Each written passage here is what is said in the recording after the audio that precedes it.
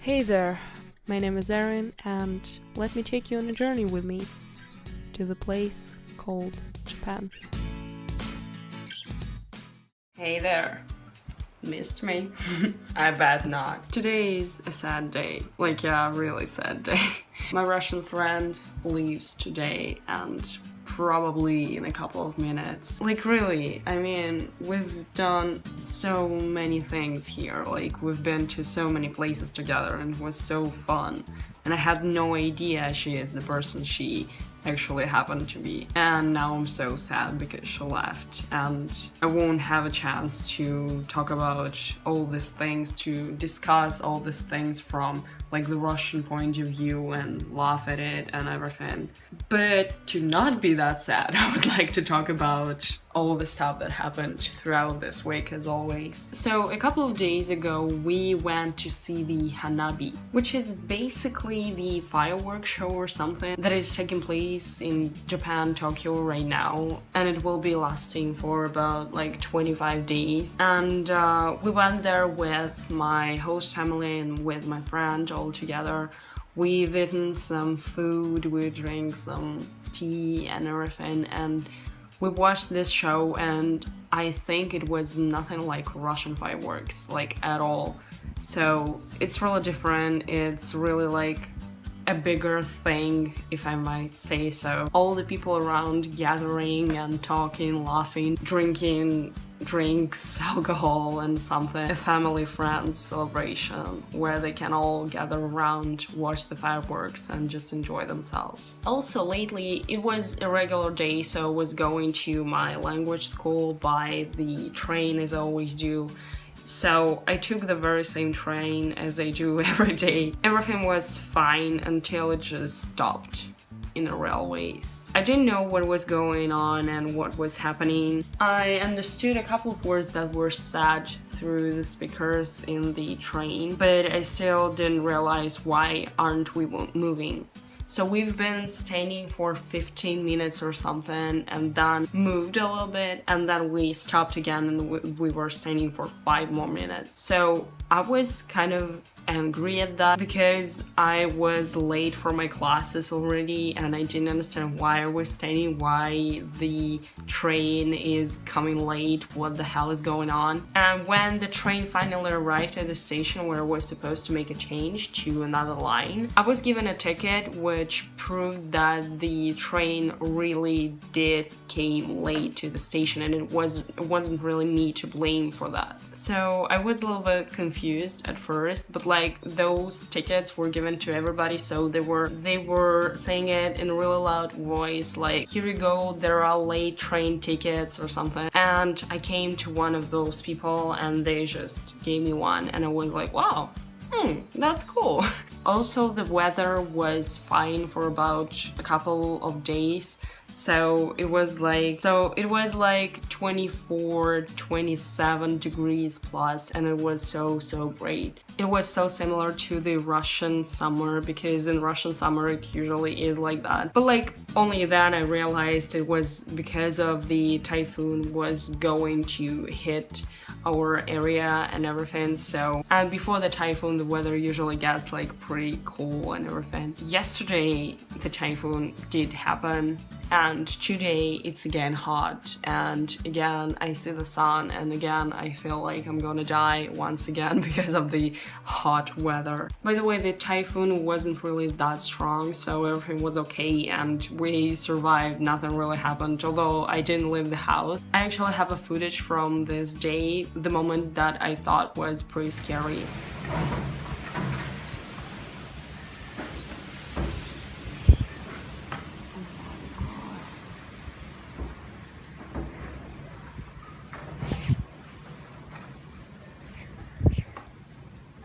So before all that, I once visited one of the greatest kaiten sushi I've ever visited. So I actually visited 3 by now, but like this is the greatest one. It had a remote controller, it had a great variety of sushi, you could make your order, everything was so comfortable to do, so convenient and everything. After going to the kaiten sushi, I went to one of the famous parks in Shinjuku, which is called Shinjuku Gyoen. It's like divided into sections like English garden, Japanese garden, and French garden. So I've been only to Japanese garden and English garden. There were a lot of foreigners in there. One American guy came to me and said, wow, pretty amazing, right?